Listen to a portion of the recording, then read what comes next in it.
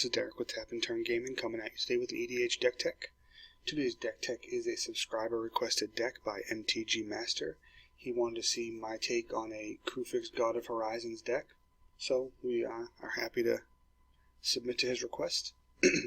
So this will basically be a blue-green good stuff deck. Not a lot in the way of control and counter spells, just threw the deck together so you could see a lot of the good stuff that could go into this colored deck and maybe get some ideas from it. So first we'll go with the land base. Alchemist Refuge to give things flash, Breeding Pool, Command Tower, bunch of forests, Halimar Depths, Hinterland Harbor, bunch of islands, Lumbering Falls, Mosswort Bridge, Reflecting Pool, Simic Growth Chamber, Simic Guildgate, Temple of Mystery, and Thornwood Falls. Basically, as far as the land base goes, you can play whatever you want to get you the proper amount of colors. This deck is more about what's in the deck than what's actually giving you the colors you need. So for instance, we're running Aetherize because it's a nice fog / bounce spell. Aether Spouts, very similar. Blue Sun Zenith because we do have some ways in here to generate a ton of mana, and you can either use this to draw cards for your advantage or to deck your opponent. Capsize will take advantage of all that extra mana we have. Code of Calling will let us tutor for creatures we need, taking care of that extra mana as well. Echoing Truth is a really nice bounce spell against the opposing token decks. Ghostly Flicker is a nice flicker spell that we can recur and do some dirty things with. And Reality Shift is some nice exile removal. For Planeswalkers, we run Garrett Call of the Beasts, mostly just to produce some tokens and be able to maybe ramp up some guys for us. We run Garrick Wildspeaker for the untaps, Jace Bellerin, primarily for the ability to draw some extra cards, Kiora Master of the Depths, and Kiora the Crashing Wave, mostly because she gives us some advantage with drawing some cards, getting some creatures out, putting some lands into play between the two of them, so they really synergize well with the deck and what we're going for. Sorceries, we run Aether Gale. I like the fact that for 5 mana I can bounce 6 permanents. It's pretty cool. Cultivate for some ramp. Genesis Wave to ramp out a good amount of our deck. Kodama's Reach for some ramp. Recollect and Regrowth to get things back. See the Unwritten to get a creature out. Skyshot's Claim with some more ramp. And Tooth and Nail because, well, Tooth and Nail is awesome. And Tooth and Nail is really fun to play. For artifacts, we're going with Nim Deathmantle for some Resurrection. Then we have Simic, Cluestone, Keyrune, and Signet, all for the mana ramp, and Soul Ring for the mana ramp. We're pretty light on enchantments. We pretty much just went with Asceticism to give our guys hexproof, and then Defense of the Heart to be able to tutor for creatures in the event that it kicks off, which is usually pretty easy to kick off most of the time. Now, as far as the creature base, this is where a lot of the meat and potatoes for the deck comes in. We have some combos in here, some good synergies. It is mostly just blue-green good stuff, but we'll go over the card. So we have Acidic Slime to destroy a land, enchantment, or artifact. Aether Snipe to bounce a permanent. Archaeomancer to get back a sorcerer instant. Clone to be anybody he wants to be. Courser of Kruphix to be able to play some extra. We can, get that extra card in our hand more or less, because when you're playing with the top card of your library revealed, your opponent may know what you have coming, but if it's a land card, you can put it into play. And then that lets you, essentially, have almost like an extra card in your hand to be able to see what the next card is coming. And you gain a life when the land comes in, which is pretty cool.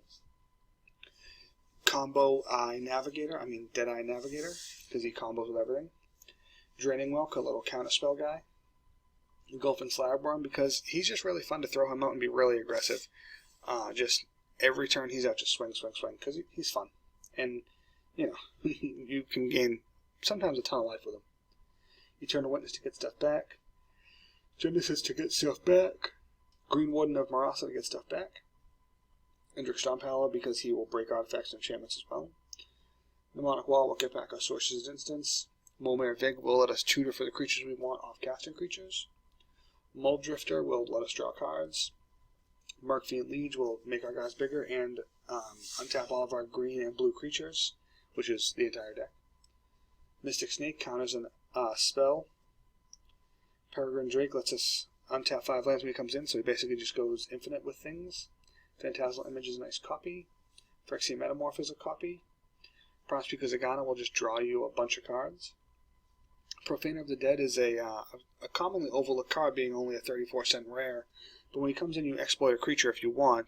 And if you do exploit a creature, then you can bounce all the creatures to their hand. Oh, sorry, all the creatures your opponents control to their hands that have toughness less than the exploited creature's toughness. So you exploit a 5/5, they have to put all their 4, 3, 2, 1 toughness guys back in their hand.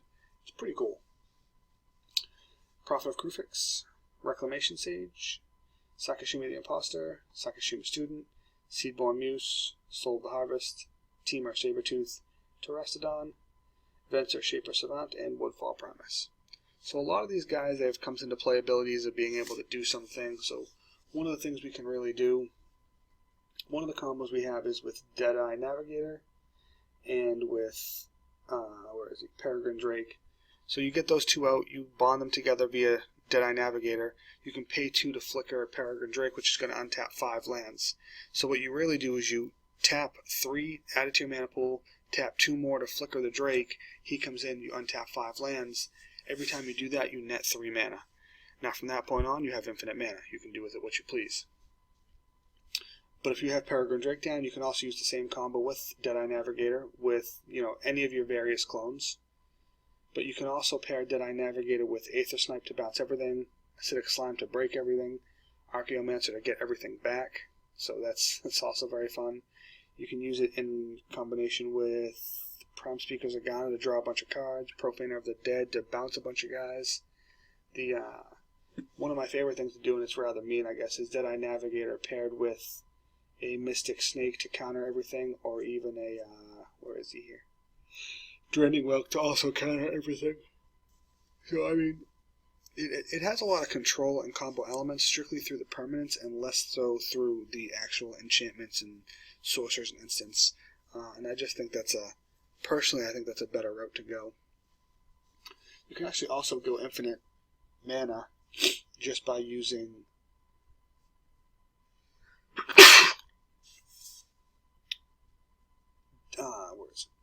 You can go infinite mana by using Archaeomancer or Mnemonic Wall or Eternal Witness in combination with Peregrine Drake and your Ghostly Flicker. Because what you'll do is you'll cast Ghostly Flicker on the Drake and any one of those other creatures that I just named. When they both come back in, that's going to trigger the Eternal Witness type creature to give you back the Ghostly Flicker, and it's going to trigger Peregrine Drake to untap the 5 lands. So you can tap 3 to cast the Ghostly Flicker again. Now in the end, it only nets you 2 mana every turn, but still it's unlimited mana. Once you get unlimited mana, that's when the unlimited cap sizes come into play, so you can bounce your entire board, or Blue Sun Zenith for an unlimited X. So that's really where we're in the deck. It has some combo and control elements just built in through the permanents. Not really much more to say about the deck. It's mostly blue-green good stuff with some control elements. It curves fairly nicely into turn 4 and then starts to curve out, which is good. So once you hit turn 5 is when you can start really casting multiple spells a turn. Deck comes in around $225-ish. So it's pretty basic, I would say. Not a lot really going on with it. But this was something that MTG Master asked if he could see was, our take on a Kruphix God of Horizons deck. So that's more or less what we went with. Like I said, some control, a little bit of combo, a little bit of trickery. That's about it. This has been Derek with Tap and Turn Gaming. I hope you enjoy the deck and the deck tech. MTG Master, I hope you got some ideas from this, and we will catch you later. Thanks a lot, and goodbye.